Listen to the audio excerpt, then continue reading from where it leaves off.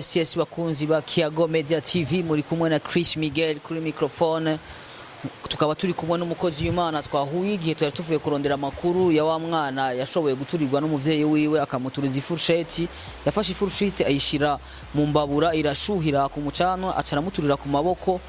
Rero twahuye n'umukozi w'Imana tugo turava gutorerukanya ayo makuru, twashimye kugira ico twamubajije mbega nibiki byo vyateye mu gisagara ca Bujumbura, aho vyigaragaza neza yuko abavyeyi bariko bararengera abana babo mu kubatortura, mu kubaha ibihano bibarengeye, nko kubonwa n'umwana afise 43 ans umuvyeyi washobora gukora ifusheti akayishira mu mbabura akamuturira. Si ibintu vyoroshe, reka tumubaze agira ico yoshikirije, na cane cane ko bibera mu gisagara ca Bujumbura, kandi akaba ari umwe mu bapasiteri bakorera mu gisagara ca Bujumbura. Agira ico yoshikirije n'impanuro ku bene gihugu bo baba baciyumvira, bo bagifise izo mpwemu mbi zo gushobora gutortira abana bivuye ku makosa mato kandi atari amakosa afashe cyane ku buryo ushobora kuboreza igufu umwana.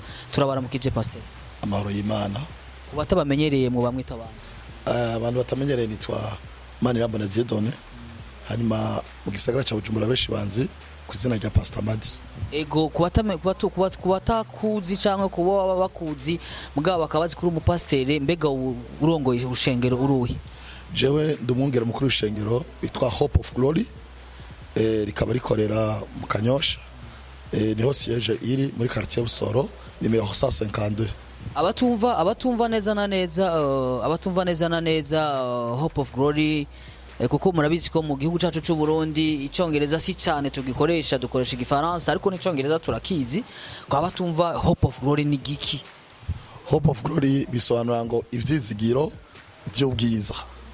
Ivyizigiro by'ubwiza. Bakunzi ba Kiago Media TV, abadukurikirana mu gisagara ca Bujumbura n'abari mu ntara za ruguru hagati mu gihugu n'abari mu makungu, n'abakurikirana Kiago Media TV, nkuko twabasezeraniye ko imbonesha kure yanyu musanzwe mumenyereye ibahereza makuru yatororokanije neza, na cane cane yegereye abene gihugu kugira ngo tumenyekanishe ibiba ku munsi nimba hari ivyo genda birahinduka muri societe tubayemwo canke mu kibano tubayemwo. Tukomeze guhanura kugira ngo twubake igihugu cacu c'u Burundi, tukomeze kucerekana tugihe ishusho nziza no mu mahanga, hagire nico hinduka mu kibano kugira ngo ivyo bikorwa ubwo bwizi bwa nabi bwo gutortira abana buhagarare. Mbega Pastor Madi, watubwiye ko twa Dieudonné ariko bakwamagana Madi, mbega ga pastor ubwo bari bwa mbere wumvise koko hari abavyeyi mu gisagara ca Bujumbura asigaye biyadukije bagatortira abana babo? Si ryo rya mbere tuzumvise, amaradiyo amazimisi asemerera, hariho nibigo bimwe bifasha abana, kenshi byamaye ko biravuga amabi abavyeyi canke abantu batunza abana bato babakorera. Rero siryo rya mbere, ni kenshi twavyumvise vyabaye. Ego bakunzi ba Kiago Media TV, turiko turabandanya tubaza mbega habuze iki, ko tuzi ko inzego z'umutekano z'igihugu zitunganije neza kandi ziriko zibikora neza mu gufata abo bantu bose, abo bavyeyi bariko barashobora gutsinzikaza izo nzira karengane aribo bana bivyariye mu nda. Biravugwa neza na neza, tuko turumva inzego zitwara igihugu cangwe mu mashengero kenshi n'abavyeyi turumva ngo umwana si uwumwe.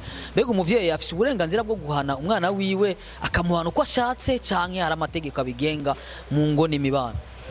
Ego rimwe na rimwe tugerageje kuraba, reka nisunge nk'uko umukozi w'Imana ijambo ry'Imana rivuga. Ijambo ry'Imana yavuga ngo bavyeyi mutoza indero abana banyu bakiri bato.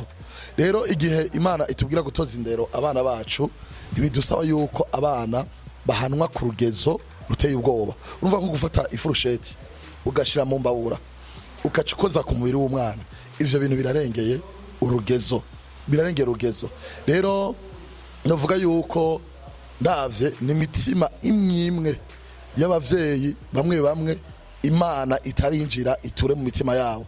Nta muntu yoba afise Imana afise n'umutima w'ubuvyeyi wuzuye, ndabivuga mu jambo rimwe, adafise impwemu mbi yakora ivyo bintu.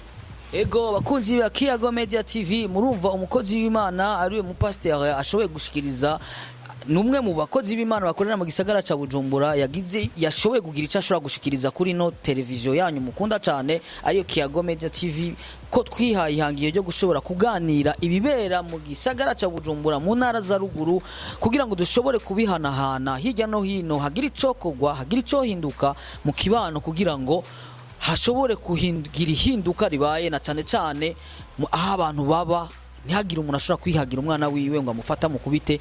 Hari ahantu nigeze guca umuvyeyi ariko arahana umwana wiwe, harengana umuntu wundi w'umuvyeyi ariko aramukubita, aho kumutabara avuga ngo kubita wice. Mbega ivyo bintu birabereye birabereye mu kibano canke birabereye mu mico y'ikirundi nkuko twakuze tubibona hamwe bwe mu dusumbaga bwa muvyeyi murongo y'ishengero? Birabereye ko umuvyeyi ashobora kurengana abo nundi ariko umuntu ariko arasinzikaza umwana wiwe, aho no kunatabara agacaja gufata telefone agafata amasanamu? Ivyo birabereye cyangwa umuntu yobanza gutabara imbere yuko ubuhinga bwa none bwaje, ariko umuntu yobanza gutabariza uriko arabariza ubuzima? Rimwe nyakubahwa menyesha makuru, uyu munsi hari amakuru musigaye mubona nk'umuntu akatwagwa n'uruzi, aho gutora ikamba banze bamufashe ave mu rwo ruzi bakaca bafirma uko n'uruzi rumutwara. Yes, nguko mwavyumvise, turiko turabandanya ca kiganiro tugira gushobora ico tuganiriye ko gushikiriza abene gihugu bashobore kugira mu kibano, kuko birashobora kuba vyabaye mu Kanyosha no munsi ari ugasanga naho mwebwe musanzwe mubaye mu kibano hari abavyeyi bashobora kwihagira abana babo bakibaza ngo bariko barabakosora, kumbe bariko barababoreza igufa. Muravyumvise neza ko uyu mukozi w'Imana ashoboye kuvuga ati hari impwe mu mbi zishobora kuba ziri muri bo bigatuma bashobora gusunikwa nazo mu gushobora kuboreza igufa abana. Mbega ko hari abantu baca bahaguruka kubera basanzwe, hari abasanzwe bashobora gufatana hamwe kugira ngo bashobore kwerekana ishusho nziza y'igihugu cy'u Burundi, kugira ko igihugu nico catwibarutse tuteza kukivuga neza mu makungu hirya no hino. Ariko iyo habaye ikosa mu kibano birakwiye uravyemera neza ko bibereye ko umuntu yikosora tutabanje kuraba imvo izi na ziriya cyangwa intara mugu umuntu akabanza gutabarizwa atagisabye. Muri rusange nagomba ndakubwira yuko ngaha mu Burundi mu muco w'abarundi, mu Burundi twamye tuzi yuko umwana atari umwe kandi umuvyeyi arerera uwundi. Hanyuma hari umugani uvuga yuko inkoni ishikira igufa mugidashikira ingeso. Rero Bibiliya nkuko itubwira abana bacu hariho aje imyaka umuntu afatira ko mugira ngo ahano umwana cyangwa muhanure, nko kuva ku myaka 5 umwana bashobora kumukanga mu bintu binini muga hari indi myaka bisaba kumwicarika ingoni tokora, kandi akamwafu ni twa dukoni duto two gukangira umwana muga aho gufata ifuce tugasha mu mbaro. Ivyo ni ivyaha ndengera butungane. Rero nk'abakozi y'Imana haba mu mashengero twebwe ivyo tuca dusigura, ivyo tuca tubona ni bimwe navuga ni mwe mumbi zateye mu mitima y'abantu, aho umuntu noneho muramaze kuvyumva, aho n'abantu tureke n'abana umuvyeyi yica umwana yavyaye. Hari ibintu dora tuvuga ko bahora bagira vy'ibimazi, ugasanga umuntu aratanze umuntu umwana we yavyaye akamutanga ikuzimu agapfa kugira ngo aronke amatungo aronke imari kanaka. Rero ivyo bintu urumva ko ari ibintu biteye ubwoba, nje ngo ni mwe mumbi ziba zateye, kandi muri ico gihe hamwe atagikozwe ejo rega ntazoturira gusubiwiwe azoturira n'abandi. Ego bakunzi ba Kiyago Media TV, muravyumva ko turiko turabandanya tuvuga ca kiganiro nyene cereke ingo n'imibano. Mbega mu kibani wanyu havugwa maki? Inkuko na mwebwe mwogira ico mushikirije muri commentaire, mukagira na subscribe cyangwa s'abone, mukagira ico mushikirije kugira ngo hagire ico hinduka mu kibani wanyu aho muherereye, hagire nico hinduka hasohoka impanuro. Mbega ga pasteur tubabaze gamuga mwungere nta cokogwa kugira ngo no mu mashengero habeho inyigisho z'ikibano zo gushora nkamwe bw'abakozi b'Imana mushore kuze murayimiriza abavyeyi, kuko murumva ko si kintu coroshe, si bwo gambere bibaye. Mwarabonye n'ujya yashoboye gufata umwana aramusinzikariza igufa, inzego z'umutekano zarashoboye kugira ico zikoze. Mugi kibazo ubu no musiko kirabazwa, mbega bajya abana ahantu bari babaye. Ngiye gutohoza amakuru neza aho nashitse, aho bari basanzwe ba mu rugo rupangu banase no kubaha indaro, bahitamwe ko bobugarana mu nzu, kandi n'abana umwe afise 2 ans undi afise 3 ans batari 4 ans. Hacha hasoye ku mama wandi mu kibano niwe yashoye kubatora nawe nyine n'umufakazi. Mbega aho tubaye koko ubona atacokogwa kugira ngo abo bana nimba ruronse ako gatumbura ahaca kabahereze, kuko nk'ubu bari mwibarabara na abana b'u Burundi nibo kazoza kejo. Ugire ko ugira ico ushikirije kuvyerekeye mu mashengero ari mu gisagara ca Bujumbura canke mu ntara za ruguru, tugira nico twosaba kugira ngo indongozi z'amadini zize ziragerageza kuhimiriza mu nyigisho biciye mu ijambo ry'Imana kugira ngo ashobore kugira icokogwa abana ntibakomeze kuboreza igufa. Ego hamwe na hamwe amashengero arafite uruhara runini kugira ngo mu gihugu habeho amahoro n'umutekano bisasagaye. Rero ikintu nagomba guhimiriza amashengero nuko amashengero yo kwitwararika kugira y'amashure bitwa Sunday school rya shure ryo ku munsi w'Imana rijya rituma abana barijemwo bituma abana bamenya amakosa bakwiye gukora ne badakwiye gukora cyane cyane nko kwishengero sanzwe ndongoye na hano twashize ingufu cyane mu bijanye na academy y'abana turi office Sunday school kandi turigisha abana ku munsi hanyuma amashengero nasaba ko yogerageza gushiraho inyigisho cyane cyane zingo n'imibano kugira ngo umuvyeyi amenye abana yatoye ukuntu abana Imana yamuhaye ukuntu ashobora kubarera neza ukuntu ashobora gutunganya ivy'urugo neza kuko ejo umwana ntakora ikosa ejo asosubira irindi igihano urumva sico kumuturira sico kumuniga sico kugirane kuko uyu munsi vyakarakora ni ngurya bikoze nawe amakosa yakoze akiri muto wari kumuturira wewe hari gihe no gukura atari gukura je nuvuga rero yuko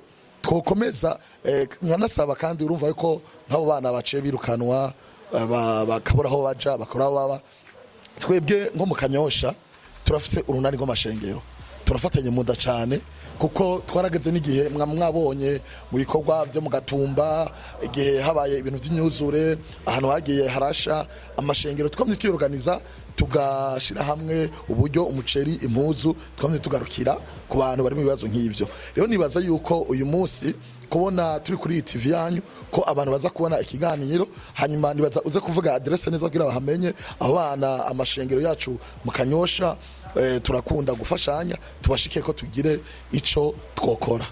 Yes bakunzi ba Kiyago Media TV muravyumva ko uyu mukozi w'Imana abivuze neza ko basanzwe bafise urunani rw'amashengero mu Kanyosha bashobora kugira ico bakoze namwebwe muri mu yandi madini birakwiye yuko tuguma muri bwa bumwe nyene kuko twese hamwe birashoboka twagira ico duhinduye mu kibano kugira ngo abo bana bashobore kugarukirwa ko muvyumva ko avyemeye ko bagiye kugira ico bakoze namwe aho muherereye tugerageze gufatana mu nda tukomeze kwerekana ishusho nziza y'igihugu cyacu cy'u Burundi kuko nico twibarutse nitukagicafuze ahubwo hako twovuga amajambo tuje kugiva dukore kuko twese hamwe birashoboka. Hari ikindi kintu nashaka ndakubaze mukozi w'Imana bega ko tubona mu yandi madini nko mu ba mizilma bashobora kuba bagisoma idua mwebwe murafise amajambo mushobora guhagarara ko muri Bibiliya kugira ngo mushobore kugira ama deliverance abantu nka muravyumva naho mu bahanura hari ikintu kanaka gikenewe cy'amasenga. Okay, reka dufatire nko mu vyakozwe n'intumwa igihe hariho umukozi w'Imana yitwa Tabita kenshi bavuga ko ari we Dorcas yari umukozi w'Imana yitaho imfuvyi akitaho abafise ibibazo nkabe n'abana bahemukiwe bahebwe abapfakazi yamashona amahema yabo agashona amafundo y'impuzu zabo kugira ngo babeho neza nico cyagikona kugira twebwe mu bumwe bwacu mu budasa turafise imigenderanire gukorera hamwe hanyuma kuri ico wareje kubaza ati mbega none ubona mu mashengero yanyu murimwo ko hari cyo kogwa nagoma ndakubwire yuko ubaje yuko kandi yuko mu andi mashengero bakunda kugira amasengesho dufate nko muri Islam bagasoma idua bagasengera abantu nawe urabaje ati mbega mu mashengero wanyu hari izindi fashanyo mukunda gufasha ego cyane bimwe na rimwe kenshi ico twisunze ni jambo ry'Imana rivuga ngo ibimenyetso bizogana bikurikira abizera nibi muzosengera abagwaye bakire muzarabika ibiganza kwa bagwaye bakire muzozura bapfuye nukuvuga urumva hamaze kuja muri byo kuzura bapfuye turafise imfashanyo dufashisha abantu naco skindi n'amasengesho ugwaye ufise ibibazo vyakunaniye ingwara zananiranye kwa muganga zaburi inyishu na za ngwara mwitwa ko zidakira mu masengesho biragirane birakunda no kwishengera kuri Hope of Glory dufite abantu benshi Imana yagire neza bakize za sida bakize za cancer bakize za diabete ingwara tuzi ko zidakira bafise intahe boshinga dufise ibipapuro byo kwa muganga ubwa mbere bagwaye uyu munsi ama cancer ruva yuko Yesu ko yarari kera n'uyu munsi arashakora. Yes bakunzi ba Kiyago Media TV reka tumubaze uyu mukozi w'Imana bega nitwasubira kubakenera muzotwitaba kugira abantu bashobora kuba abantu barashobora kubura ahantu bitura dusigaye tubona abakozi b'Imana cyane cyane mu gisagara ca Bujumbura n'abandi bamaze kuba bahagaze neza ari ukuntu mengo kubabona umengo ni audience zirenze cyane urumva bikarinda umengo umuntu yorinda kwandika makete arenze kandi abakozi b'Imana bategezwa kuba disponible umwanya wose kugira ngo bashobore kutabara intama biciye mu ijambo ry'Imana mbega namwe nitwabakenera kandi ntimuzava mutwi mu mwanya nkuko abandi babikora. Mukazi Imana Kristo ico naco nokora kuko ico Imana iduhamagarira ni kuba abakozi babandi. Hanyuma hamwe muri ivyo niyo mwadukenera nukuri turi tayari gukora ico Imana igomba yuko tugirane dukora umwanya uwariwe wose. Murakoze cyane Pasteur, murakoze cyane mwungere w'ishengero gitwa Hope of Glory, ivyiringiro vy'ubwiza nkuko yabidusiguriye. Muravyumva abantu bose baba bakeneye isengesho baba baragiye kwitura ku bandi ba pasteur ntibabaha umwanya kubera peut-être boba batari disponible cyangwa kubera ivyicaro bafise n'ibihagararo bafise n'ibitinyero bafise. Murahawe ikaze kuri Hope of Glory, bazobagirira deliverance cyangwa bakabasengera nizo mpwemu zateye mu gisagara ca Bujumbura. Abavyeyi bariko barihagira abana bakabatortira, birashobora kugira ico bihinduye. Reka tubashimire, nitwasubira kubakenera muzotwitaba cyane, tuzobitaba umwanya uwari wose. Atubwiye ngo uko Yesu yarejo nubu ni kwari abantu bose baba bagwaye barashobora kuza kurushengera iwanyu, muzobakira nayo cyangwa namwe muzobaha amarandevu nkuko abandi bakanama randevu. Umwanya wari wose tuba turiko turakora, mbere sinzi nimero no yitanga kugira ngo umuntu yifuza akeneye amasengesho cyangwa afite ikibazo barashobora kuturondera kuri 69 22 75 75 ni WhatsApp yuguruye ijoro n'umurango ko umuntu wese akeneye imfashanyo. Mwarahezagiye cyane. Ego murakoze cyane, reka dushimire uno mukozi w'Imana yashimye kuduhereza akanya kiwe, naho twamusanze atari disponible cyane, atamwanya munini yarafise, ariko akanya kaduhaye reka tukagushimire. Turagushimiye mukozi w'Imana. Murakoze namwe Kiyago TV Media TV. Bakunzi ba Kiyago Media TV abari mu gisagara ca Bujumbura mu ntara za ruguru hagati mu gihugu, reka tubashimire ukuntu mwitaho Kiyago Media TV, mushikiriza ivyiyumviro vyanyu, ama commentaire muri commentaire, mugira s'abonner kugira ngo dukomeze bwa bumwe, kuko twese turi kumwe, twese hamwe birashoboka dushobore kwerekana ibendera ryacu mu makungu no mu gihugu cacu, hagumeho gwa rukundo na bwa bumwe twaragwa na basogukuruza, dukomeze gusengeranira hagati yacu. Abene gihugu murakagiraho muba mwubahwe. Mwari muri kumwe na Chris Miguel aka ni bwa bumwe, kuri cameraman twari turi kumwe na Nisai. Murakagiraho muba mwubahwe. Imana itahi Burundi, ihezagira Burundi n'abarundi. Ciao.